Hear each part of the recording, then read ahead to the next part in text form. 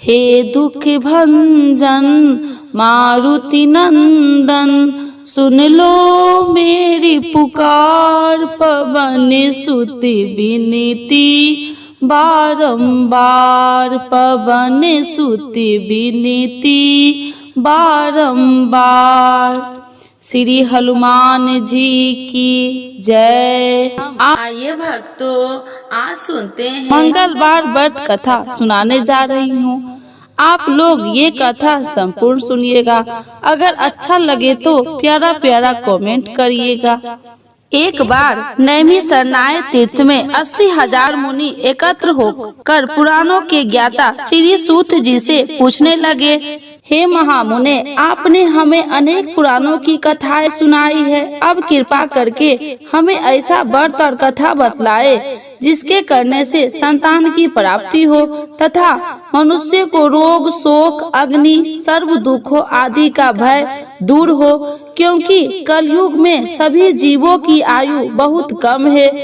फिर इस पर उन्हें रोग चिंता के कष्ट लगे रहते तो फिर वही श्री हरि के चरणों में अपना ध्यान कैसे लगा सकेंगे। श्री सूत जी बोले, हे मुनियों, आपने लोक कल्याण के लिए बहुत ही उत्तम बात पूछी है। एक बार युधिष्ठिर ने भगवान श्री कृष्ण से लोक कल्याण के लिए यही प्रश्न किया था। भगवान श्री कृष्ण और युधिष्ठिर का संवाद तुम्हारे सामने कहता हूँ, ध्यान देकर सुनो। एक समय पांडवों की सभा में श्री कृष्ण जी बैठे हुए थे। तब युधिष्ठिर ने भगवान श्री कृष्ण से प्रश्न किया कि हे प्रभु नंद नंद गोविंद, आपने मेरे लिए अनेक कथाएं सुनाई है। आज आप कृपा करके ऐसा व्रत या कथा सुनाइए जिसके करने से मनुष्यों को रोग चिंता का भय समाप्त हो और उसको पुत्र की प्राप्ति हो। हे प्रभु, बिना पुत्र के जीवन व्यर्थ है। पुत्र के बिना मनुष्य नरकगामी होता है। पुत्र के बिना मनुष्य पितृ ऋण से छुटकारा नहीं पा सकता है और न ही उसका पुनग नामक नरक से उद्धार हो सकता है। अतः पुत्रदायक व्रत बतलाइए। श्री कृष्ण भगवान बोले, हे राजन, मैं एक प्राचीन इतिहास सुनाता हूँ, आप उसे ध्यान पूर्वक सुनो। कुंडलपुर नामक एक नगर था। उसमें नंदा नामक एक ब्राह्मण रहता था। भगवान की कृपा से उसके पास सब कुछ था, फिर भी वह दुखी था।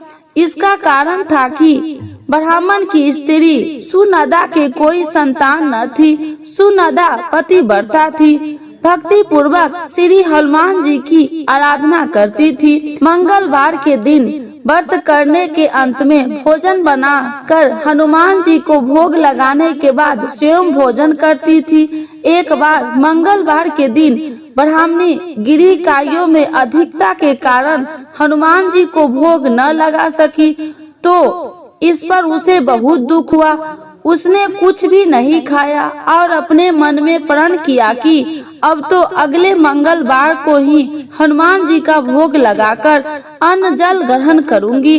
ब्राह्मणी सुनदा प्रतिदिन भोजन बनाती, श्रद्धा पूर्वक पति को खिलाती, परंतु स्वयं भोजन नहीं करती और मन ही मन श्री हनुमान जी की आराधना करती थी। इसी प्रकार 6 दिन गुजर गए और ब्राह्मणी सुनदा अपने निश्चय के अनुसार भूखी प्यासी निराहार रही।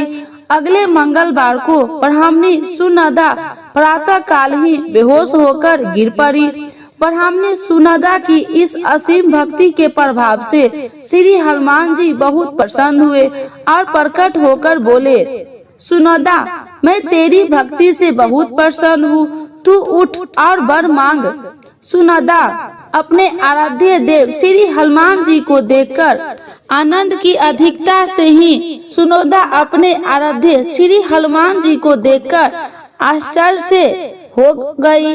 इस श्री हनुमान जी के चरणों में गिरकर बोली, हे प्रभु, मेरी कोई संतान नहीं है, कृपा करके मुझे संतान प्राप्ति का आशीर्वाद दे, आपकी अति कृपा होगी। श्री महावीर जी बोले, तेरी इच्छा पूर्ण होगी, तेरे एक कन्या पैदा होगी, उसके अष्टांग प्रतिदिन सोना दिया करेगी। इस प्रकार कहकर श्री महावीर जी अंतर ध्यान हो गए। ब्राह्मणी सुनोदा बहुत हर्षित हुई और सभी समाचार अपने पति से कहा।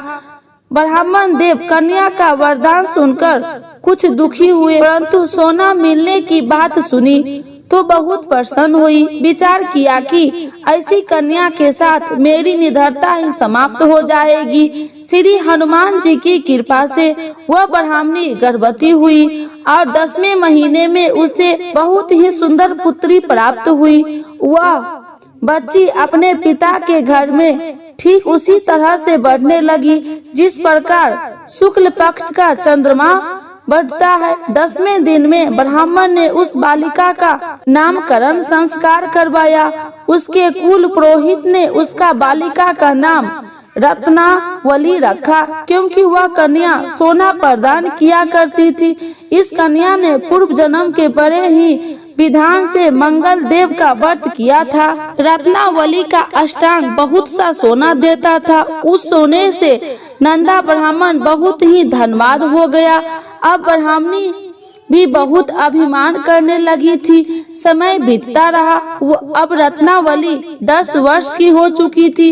एक दिन जब नंदा ब्राह्मण प्रसन्न चित्त था, तब सुनोदा ने अपने पति से कहा, मेरी पुत्री रत्नावली विवाह के योग्य हो गई है, अतः आप कोई सुंदर तथा योग्य वर देकर इसका विवाह करा दे। यह सुन ब्राह्मण बोले, अभी तो रत्नावली बहुत छोटी है। तब ब्राह्मणी बोली, शास्त्रों की ज्ञाता है कि कन्या 8वें वर्ष में गौरी, 9वें वर्ष में रोहिणी, 10वें वर्ष में कन्या इसके पश्चात रजस्वला हो जाती है। गौरी दान से पाताल लोक की प्राप्ति होती है, रोहिणी दान से वैकुंठ लोक की प्राप्ति होती है, कन्या के दान से इंद्र लोक में सुख की प्राप्ति होती है। अगर हे पतिदेव रजस्वला का दान किया जाता है तो घोर नरक की प्राप्ति होती है। इस पर ब्राह्मण बोले, अभी तो रत्नावली मात्र 10 ही वर्ष की है और मैंने तो 16-16 साल की कन्याओं को विवाह कराए हैं,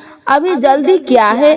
तब ब्राह्मणी सुनंदा बोली, आपको तो लोभ अधिक हो गया है।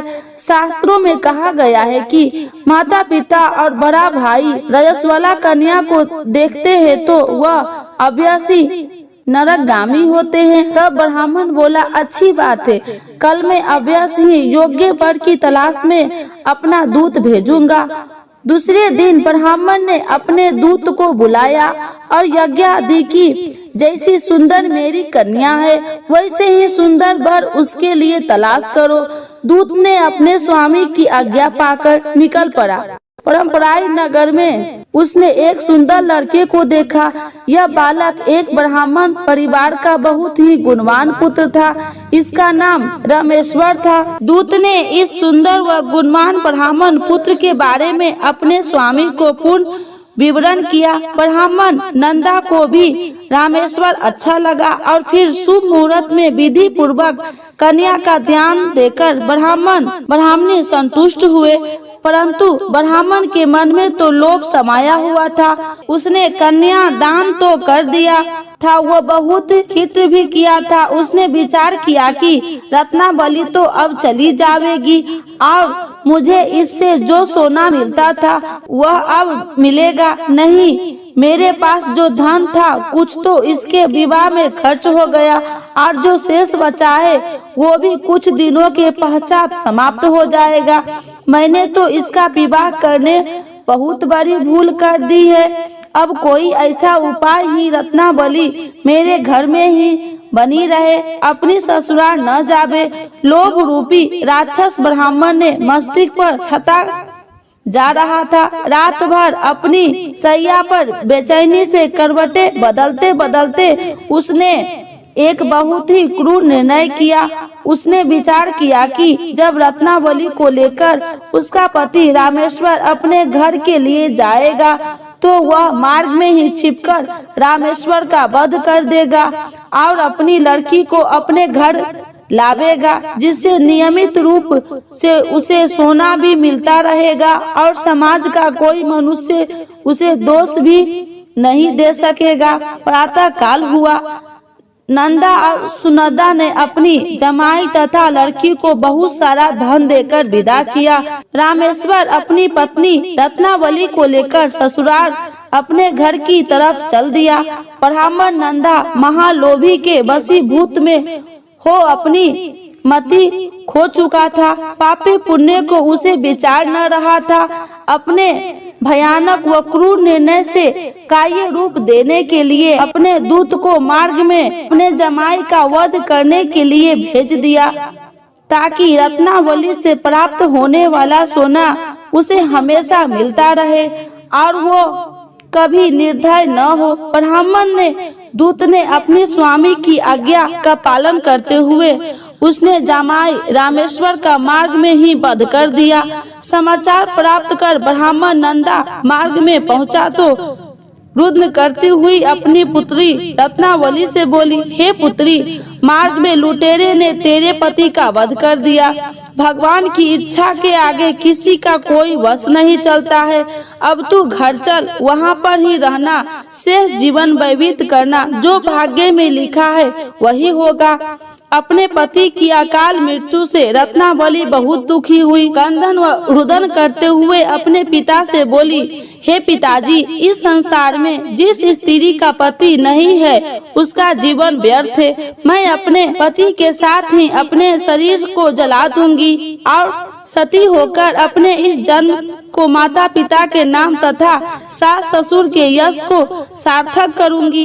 ब्राह्मण नंदा अपनी पुत्री रत्नावली के वचनों को सुनकर बहुत दुखी हुआ। विचार करने लगा, मैंने व्यर्थ ही जमाई का वध का पाप अपने सिर लिया। रत्नावली को उसके पीछे अपने प्राण तक देने की तैयार है। मेरा तो दोनों तरफ से मरण हो गया। धन तो अब मिलेगा नहीं। जमाई वध के पाप के फल स्वरूप यम यातना भी भुगतनी पड़ेगी। यह सोचकर वह बहुत खिन्न हुआ। रामेश्वर की चिता बनाई गई।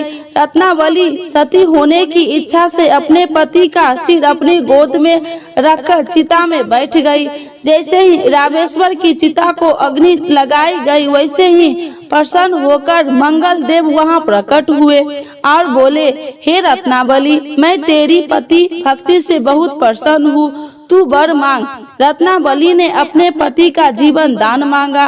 तब मंगल देव बोले, रत्नावली, तेरा पति अजर अमर है, यह महाविद्वान भी होगा और इसके अतिरिक्त तेरी जो इच्छा हो वर मांग से। तब रत्नावली बोले, हे ग्रहों के स्वामी, यदि आप मुझ पर प्रसन्न हो तो मुझे यह वरदान दीजिए कि जो भी मनुष्य मंगलवार के दिन प्रातः काल लाल पुष्प लाल चंदन से पूजा करके आपका स्मरण करे, उसको रोग व्याधि न हो, सर्व जनों में कभी वियोग न हो, सर्प अग्नि तथा शत्रुओं का भय न रहे। जो स्त्री मंगलवार का व्रत करे वह कभी विधवा न हो। मंगल देवता तथा अस्तु कहकर अंतर ध्यान हो गए। रामेश्वर मंगल देव की कृपा से जीवित हो उठा। रत्नावली अपने पति को पुनः प्राप्त कर बहुत प्रसन्न हुई और मंगल देव का व्रत करके मंगलवार को करने व्रतराज और मंगल देव की कृपा से इस लोक में सुख यशवर को भोगते हुए अंत में अपने पति के साथ स्वर्ग लोक गई। बोलिए हनुमान जी की जय।